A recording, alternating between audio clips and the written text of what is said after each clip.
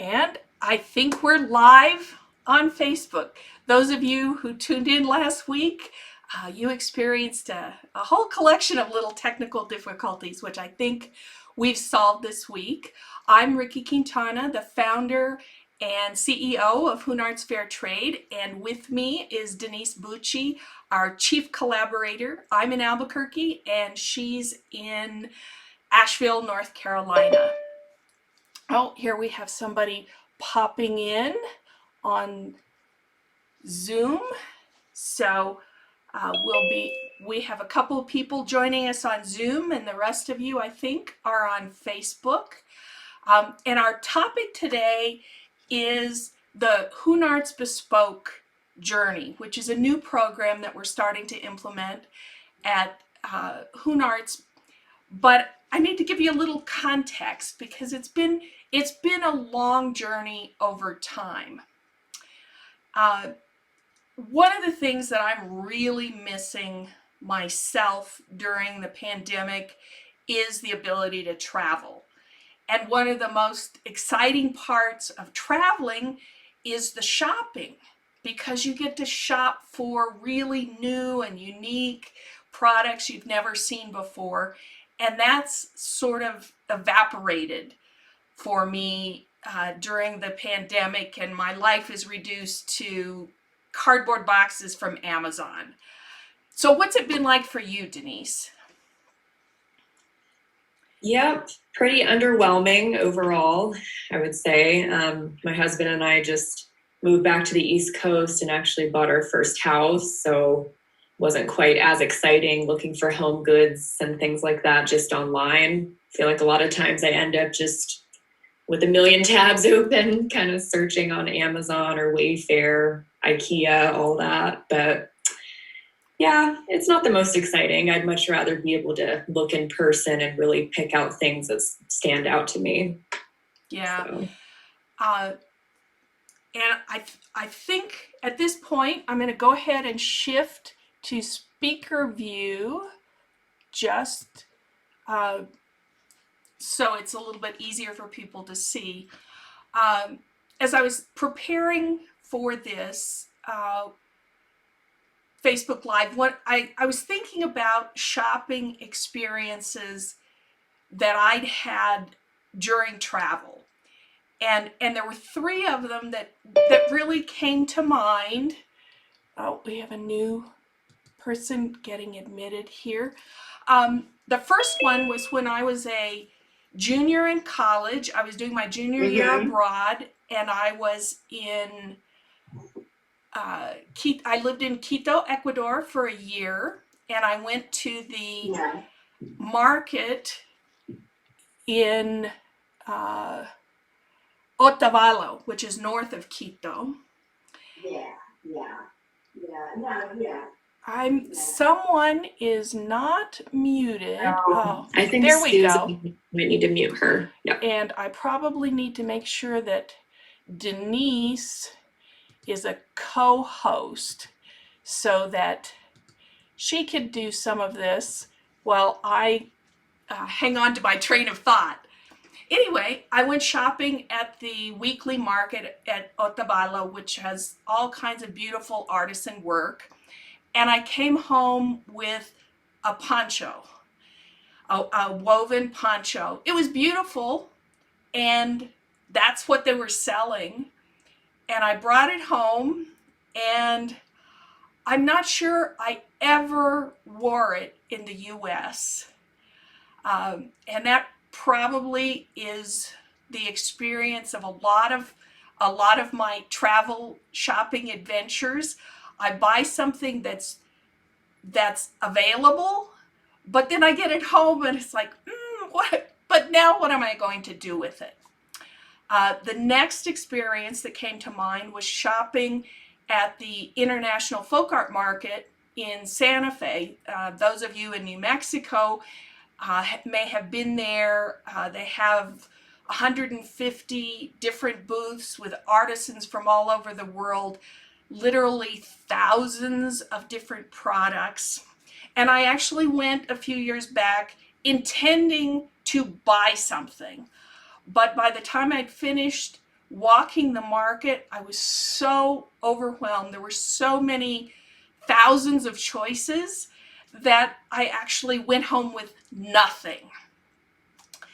And then the third experience was when I traveled to Turkey back about 10 years ago and did a tour with my husband and hadn't intended to do any shopping at all because I had reached the point in my life where it's like, I don't need any more tchotchkes. I don't need any more decorations. My display cabinets are full. But we were eating lunch at this little local restaurant in a smaller town, and suddenly I saw this gorgeous ceramic plate, decorative ceramic plate about this big, and it just spoke to me. It was so gorgeous that I just had to have it. And I had that little internal mental fight about, well, you don't really need it, Ricky, and you'd have to have it shipped home, and it's more expensive than you thought. And the other little voice saying, but it's so beautiful. And I listened to that voice of beauty, and I bought it, and it now occupies a place of honor in my office, and it's something I look at every day, and it just brings the whole trip back to me. So what does all this have to do with HoonArts Bespoke?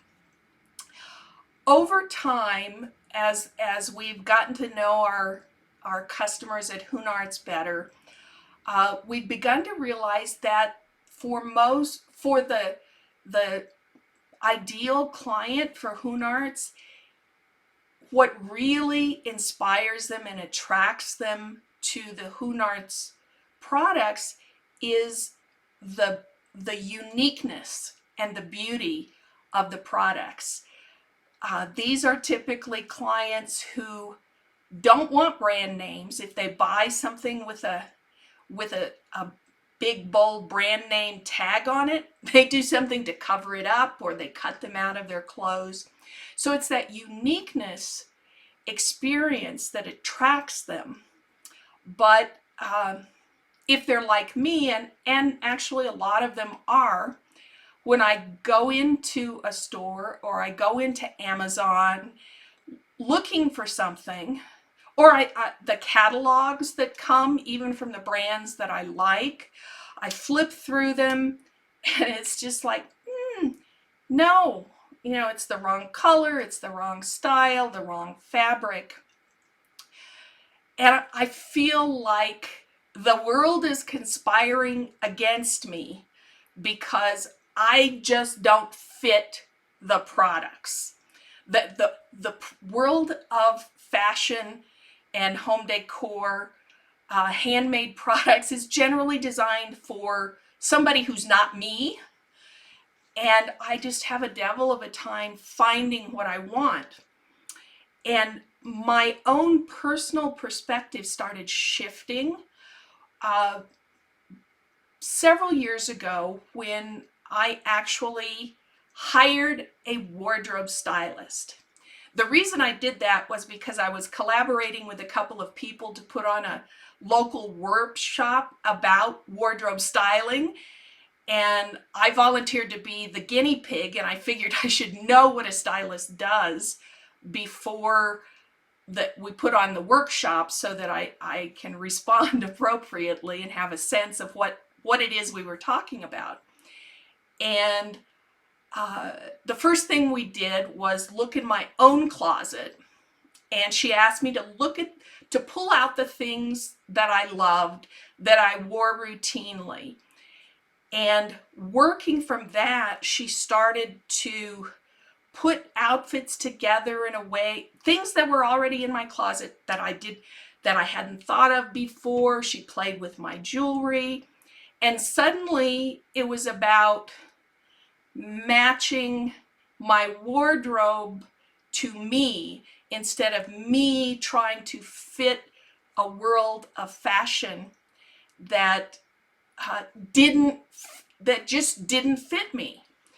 So with that background, we started thinking about the possibility of custom products for HoonArts, and what would that look like and how would we do it. One of the first things that came to mind, which is something we'd realized very early, is that American bodies are not generally built like Asian bodies, which is why we have a lot of scarves and wraps on our website, because those don't have to be sized like jackets. I think Denise actually has one of our first jacket purchases from way back when. When I bought it, I knew it was size small, but I didn't realize how small Asian small is. Denise is very petite, so it worked well for her, but I had a few other small things that I think would actually fit 7-year-olds, the average 7-year-old in the US, not a size small American woman. So I started thinking about, okay, so how do we get patterns that will work when you have to ship things back and forth 12,000 miles, 12 time zones away. Shipping takes time, shipping's expensive. How do we manage this? And I wasn't clear how we were going to do this initially, but I went to a networking meeting in Santa Fe, and I met a woman who told the group that in a previous lifetime, before her current business, which is entirely different, she used to be a fashion designer. And I followed, at the end of the networking lunch, I followed her out and said, gee, do you do patterns? Did you do patterns? Could you do patterns? And we started a discussion, and we talked about how to make it work, because we're not yet set up for 3D imaging and measuring and all that good stuff that some of the big companies can do these days. And we talked about, well, let's design some garments that will serve as blank canvases for decoration using the beautiful artistic techniques of our artisans. So we talked about it, and she thought about it, and came back with 3 different designs for garments that are loose fitting, so they don't have to be tailored carefully, designed to sort of bridge the typical American sizes. So the small is sort of a small to medium and works well for both small and medium. And ultimately she came back with 3 very simple designs. We also needed something that would not involve a lot of tailoring and seamstress time, and would involve more input from what I always refer to as the embroidery ladies. For example, working in Tajikistan, the women, the rural women, for whom the work is their only source of cash. And I wanted to get more work to the embroidery ladies. So it needed to not be a really detailed style, but more of a simple, easy to sew garment shape, so that the uniqueness could be built in through the embroidery. So the fashion designer went to work, and ultimately she generated these patterns. And this is what they look like. Those of you who may make your own clothes, who may sew, if you've been doing it long enough, you probably remember the days of tissue paper patterns, butterick and simplicity. Well, it turns out that it's really hard to even get those tissue paper patterns anymore. They're downloadable, which means you have to print out pages and then line them up and tape them together in order to generate a pattern. But it turns out that people who know what they're doing, professionals, generate these patterns on this cardstock. It's basically a heavyweight cardstock. So we have patterns for these three garments. This is the tunic. You can sort of see the basic outline. Here's a little picture of the very simple tunic. We have patterns, multiple sizes for each of these three garments. And I was shocked when the box arrived in Albuquerque with the patterns, because I was expecting tissue paper patterns, and I got these. Oh, these are much better. These will work. These will last longer. They'll be more durable. But now I've got to ship them to Tajikistan. So fortunately, the fashion designer found a large box to fit all these patterns in, and I repackaged it and sent it off to our shipping agent in Brooklyn, New York, Anvar Jurabayev, who is a Tajik immigrant who settled in Brooklyn and runs its own shipping company. Now, why did I do that instead of FedEx or UPS? Well, in Tajikistan, the international courier companies can no longer operate. Plus, they're more expensive. But a few years back, the government instituted a permitting system, shut all the international companies down and said, well, you need a permit. And when they applied, the permits were no longer available. So there's no international shipping service. So everybody shipping to and from Tajikistan uses one of these individual courier services. And in the case of HoonArts and our shipments to and from Tajikistan, we work with Anvar.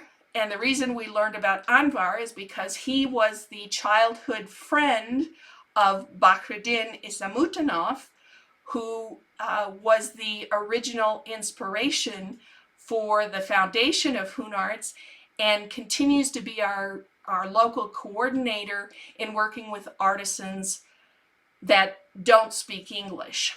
So it's this wonderful network of relationships across countries. So I shipped off the patterns to Tajikistan, and then the hunt was on. Munira went out searching for fabrics that were available locally that would be a good base fabric for embroidery, and she shipped us those fabrics. They came to me via Anvar again. I shipped them off to the fashion designer, who at the time was in California, so that she could have one of each of the garments made up. Unfortunately, and then she shipped them back to me. And unfortunately, what we saw was that we weren't confident that we could find a base fabric that would be a good quality and reliably available to produce these patterns in large quantities, or more than one at a time, more than two at a time. And a couple of fabrics that she sent, while they were pretty and they were good quality, they just weren't quite right. And we wouldn't necessarily want to use them in the future. So then the decision was, well, how do we work with this? What do we do with this? So we started thinking along the bespoke direction. The what if we started consciously creating one of a kind garments? And so we have the first shipment, which arrived several months ago during the pandemic, but given everything else, I don't have them fully photographed yet, but I showed them off in our last Facebook Live. I'll show them to you again. This is what we call the swing jacket. And this is actually my personal jacket.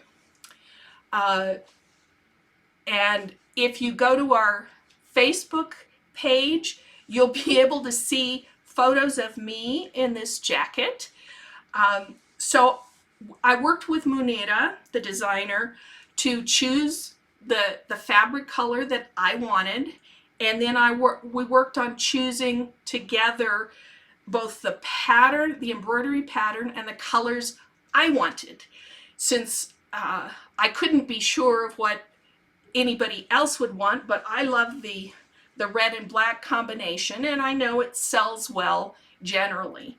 So we have several of these jackets in different sizes, but this particular one is mine.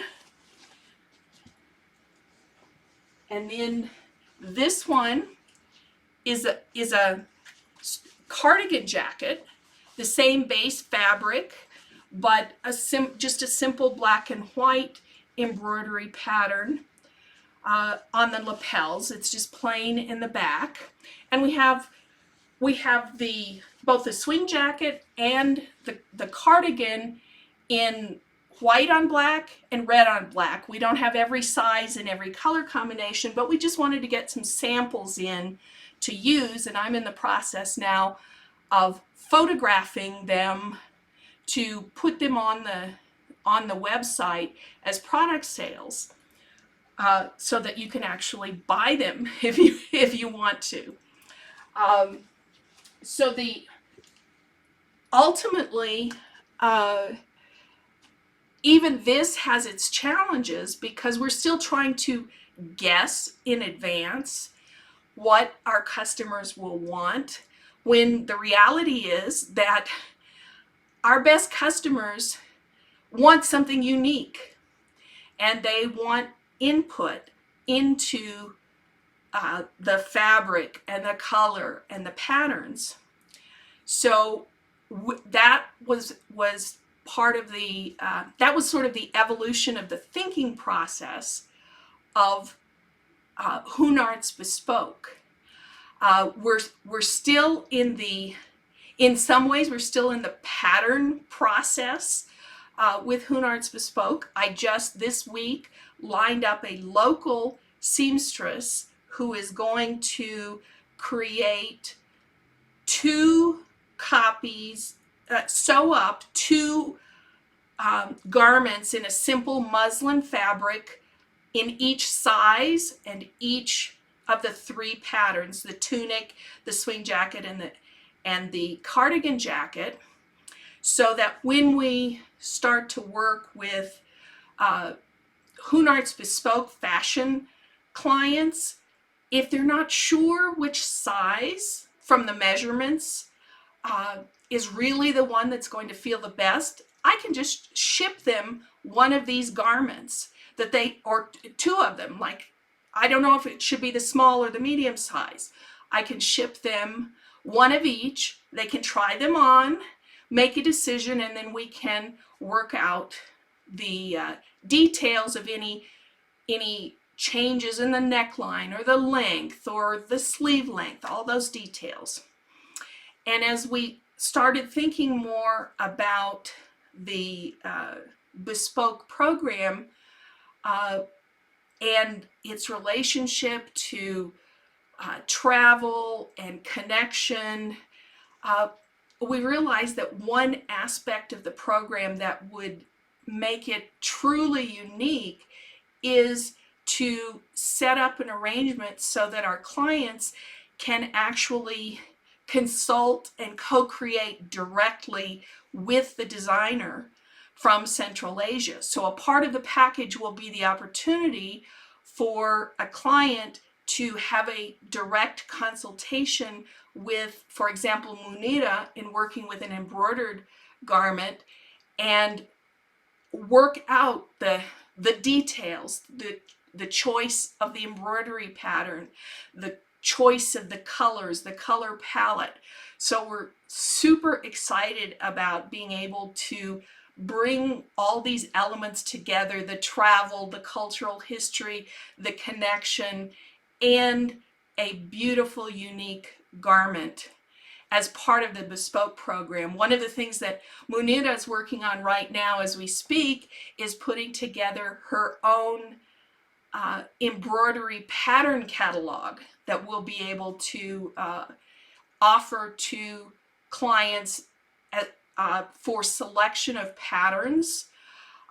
For example, the patterns on the 2 jackets that I showed you, those both involve pieces of larger wall-sized Suzanne embroidered tapestries from the Panjakenti region. It wasn't the entire pattern, it was just a single pattern, a border pattern, or the larger patterns were taken from those authentic Suzanne patterns, but simplified, the overall design simplified for the American palette, which is not used to the multiplicity of embroidery patterns that you would see in Tajikistan. So that way we are able to maintain and preserve the cultural authenticity and meaning of the pattern, not dilute it, but simplify the overall construction so that it works better for an American or European customer. So let me see here.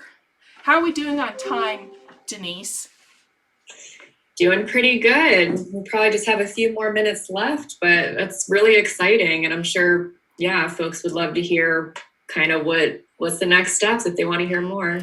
Well, if you want to hear more, one thing I forgot to mention, I've talked about the 3 patterns that we have, that Munira has in place in Tajikistan that we can work with.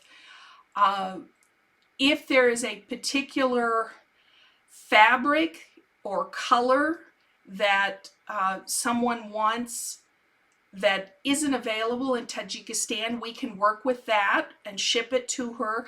If there's a different kind of garment, like if somebody wanted a dress or a skirt, something that was not easily adaptable from the patterns that we have, we can also work with that, but the customer would need to supply the pattern. I've been in conversation with one customer who is absolutely dying to have an embroidered cloak, and she's working on creating a pattern for the cloak that she wants. So if this is something that excites you, that you'd like to hear more about, the easiest way right now is to just send me an email at rickyquintana@HoonArts.com. That's my business email, and then we can schedule a call and talk about what you have in mind.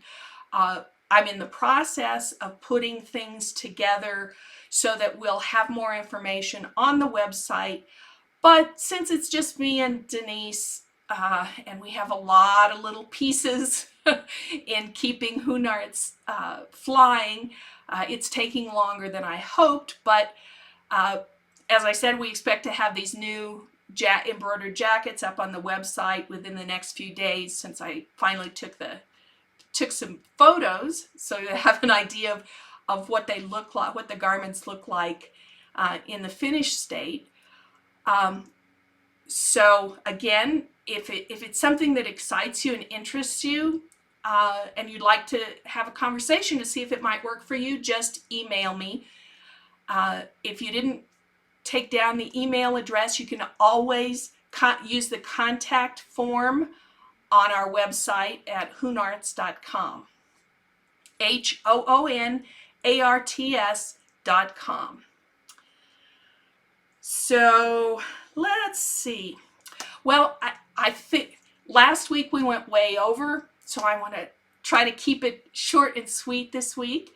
So one thing that I wanted to give you a preview of our next HoonArts Live Facebook Live experience. We haven't settled on a date. It'll be in about 2 weeks.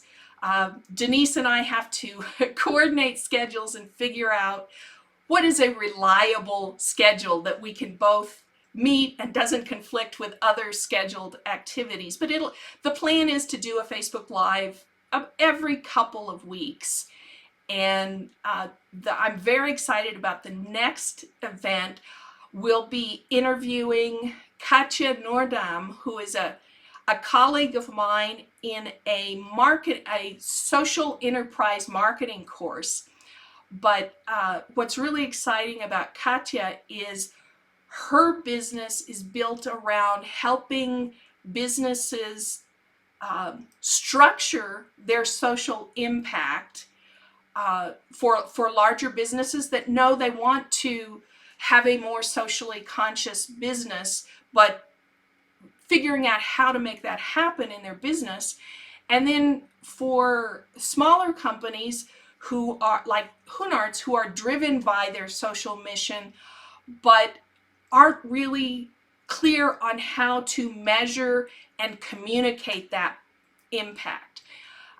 This interview is going to be the first installment in what we're calling our Conscious Collaboration Circle. We're going to be showcasing on a regular basis other small social impact businesses from around the world. It may be for-profit, it may be non-profit, but just showcasing other organizations that are committed to collaborating and building a better future for all of us. So watch your email. If you're on our email list, watch your email list, and we will give you that notice. It'll also show up on our Facebook page. It'll show up on our website under online experiences. So we have Sue on. Hi, Sue. Joining us from the East Coast. Are there any questions or comments that you have that I could answer at this point? Oops, you're muted. Let's see. As many times as I've done this, you would think. But anyway, no, look, it's great. I think you've come a long ways with it, and it's, it'll be a little while, I think. But I love the idea that you're bringing in like a more holistic viewpoint, not just the product, but really like things about how to make businesses more socially active, socially responsible. I think that's great, bringing in other speakers as well as, I'm just wondering, when you talk about measuring impact, I'm wondering if there could be a little more to the story with HoonArts and like exactly, like I know, because I've talked to you a million times for your other customers who might not be so aware of what goes on and what happens in these kinds of enterprises, and in a place like Tajikistan, maybe a little more context about what this does for the people that make it.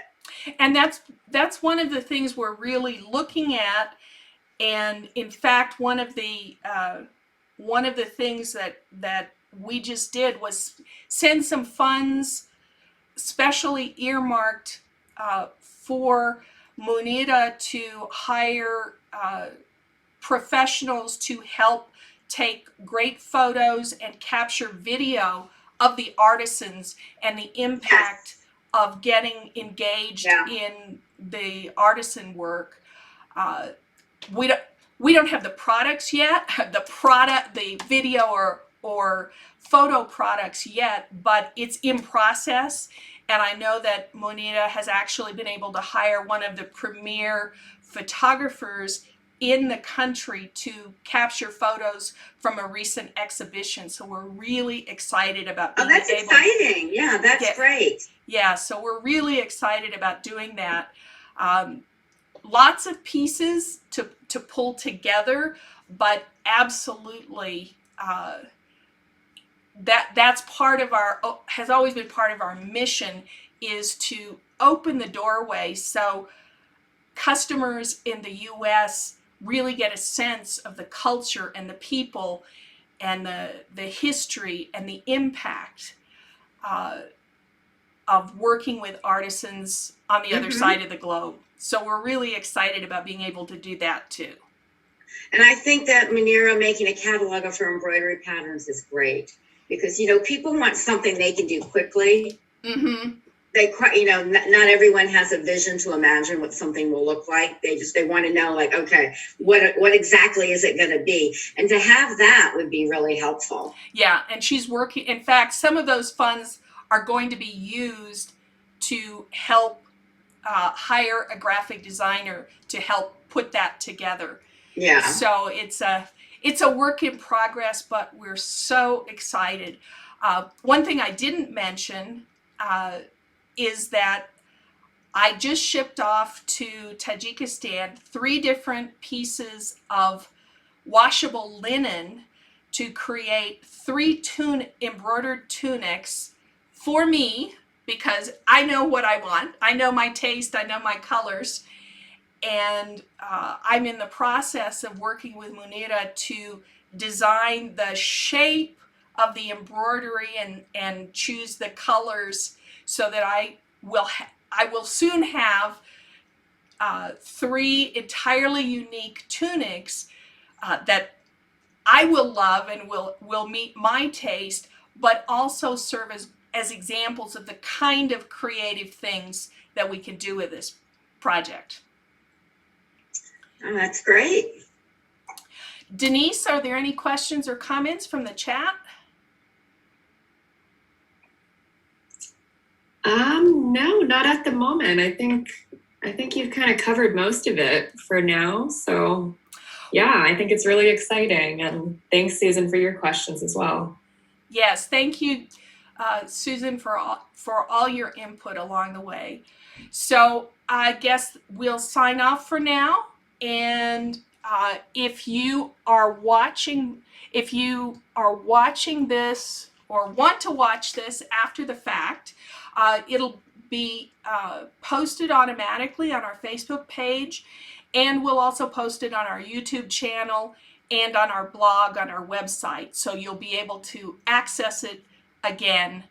And if you missed the live cast, you'll be able to see that, and we'll give you those links on the website and in our emails. So we'll say goodbye for now. Thanks again for joining us, and we'll see you in a couple of weeks.